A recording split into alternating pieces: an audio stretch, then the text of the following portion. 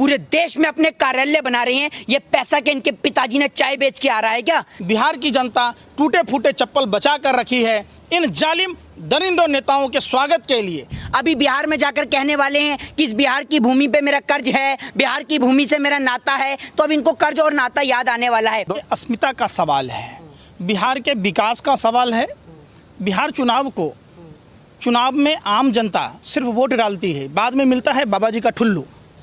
जिस तरीके से यही नीतीश कुमार, कुर्सी कुमार, जो कहते थे कि नरेंद्र मोदी जी डीएनए पूछ रहा है, संपूर्ण बिहारियों की डीएनए पूछ रहा है, यही नरेंद्र मोदी जी बिहार के चुनाव में जाते हैं, डबल इंजन की सरकार मांगते हैं, बिहार की जनता ट्रिपल इंजन की सरकार देती है, तीनों इंजन फेल। बिहार का चुनाव बिहार के बाढ़ समस्या पर लड़ा जाना चाहिए। कोसी, कमला, गंडक, महानंदा नदियों पर डैम का निर्माण हो, इसकी बात पर लड़ा जाए। अगर डैम का निर्माण होता है तो बिहार पंजाब और हरियाणा जैसे राज्य को पीछे छोड़ेगा, आत्मनिर्भर बनेगा। नरेंद्र मोदी जी, आप बिहार की बोली लगा कर आए थे, बिहारियों को भिखारी समझने की कोशिश मत करना। बिहार की धरती क्रांतिकारियों की धरती है, देवभूमि है, आपको समझ में आना चाहिए। जिस प्रभु श्री राम की बात आप करते, माँ सीता की जन्मस्थली बिहार, गौतम बुद्ध की ज्ञानस्थली बिहार, भगवान महावीर की जन्मस्थली बिहार, गुरु गोविंद सिंह की जन्मस्थली बिहार। बिहार में विश्वामित्र, गौतम बुद्ध और रामायण के रचयिता आदि कवि वाल्मीकि का स्थान है।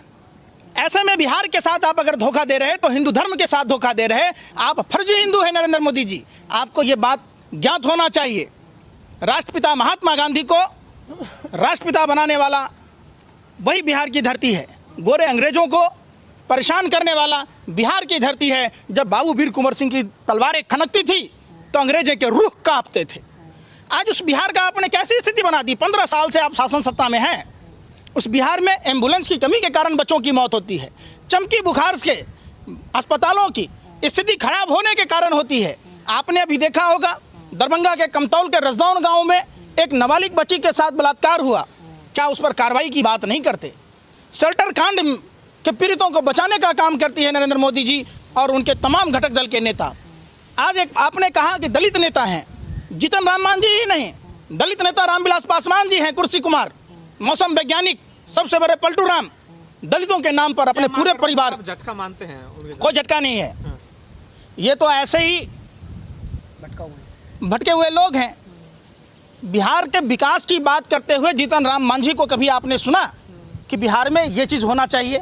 बिहार में बाढ़ समस्या के निदान के लिए किशनगंज में जब अलीगढ़ मुस्लिम यूनिवर्सिटी का शाखा खुला था, उसका फंडिंग रोक दिया गया, कभी उसके लिए आंदोलन करते आपने जीतन राम मांझी को देखा? तो ये कहना गर्दन से ऊंची छाती नहीं होती और इंसानियत से बढ़कर कोई जाति और धर्म नहीं होती। बिहार के बिहारी, हम भी बिहार से बिलोंग करते हैं।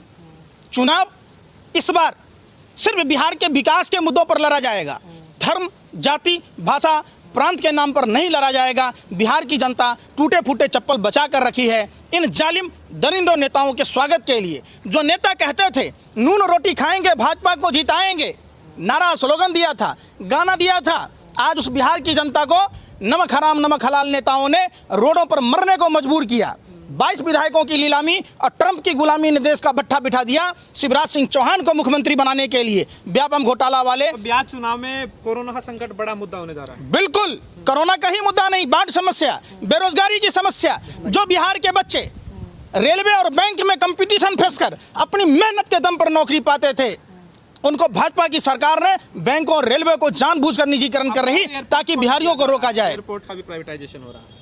देश में क्या बचा है? ये भारत माँ की आंचल में झांक कर देख रहे कि क्या बचा है, तिन कर बेच रहे। हम नरेंद्र मोदी जी से पूछना चाहते हैं, आप उस बेबरे बेटे की तरह हैं, उस कपूत की तरह हैं जो अपने माँ बाप की इज्जत, आबरू, शोहरत, दौलत, धन सब बर्बाद कर रहे हैं। प्रधानमंत्री जी, एक बात हमें नहीं बता रहे आप देश की जनता से, कोई घाटे का सौदा नहीं खरीदता, और जब संस्थाएं घाटे में हैं तो मंत्रियों की क्या ज़रूरत है? तो फिर ये आपने जो चुनाव कराते इसकी क्या ज़रूरत है?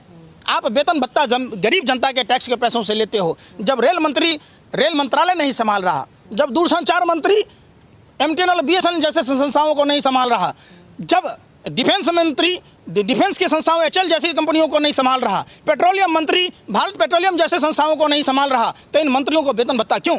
ये हराम के खाने के आदी हैं। पहली बार देखने को मिला है कि भाजपा की सरकार आरबीआई के विरुद्ध खड़ी है 20,000 करोड़ रुपए के घोटाले में गौतम अडानी को बचाने के लिए आरबीआई के विरुद्ध केस करने जा रही है जीएसपीसी के लिए। उसी जीएसपीसी को एनजीसी में मर्ज किया गया था। गोबर पात्रा को हराम में 27 लाख रुपए सालाना पैकेज मिलता था, जानबूझकर एनजीसी को डुबाया गया। एमएस गोवलकर की किताब वी आर आवर नेशनहुड के 147वें पेज में लिखा है 95% गरीब लोगों को बनाना ताकि ज़्यादा दिन तक शासन सत्ता चले। ये इसी पर षड्यंत्र, साजिश और प्रयोग के तहत देश को जानबूझकर लूट रहे, देश को जानबूझकर गरीब बनाया जा रहा, देश कराह रहा है। झूठ की दुकान सजाए बैठे हैं, हिंदू को मुस्लिम से लड़ाए बैठे हैं, खुद को देश का चौकीदार बताने वाले देश में लूट मचाए रखे हैं।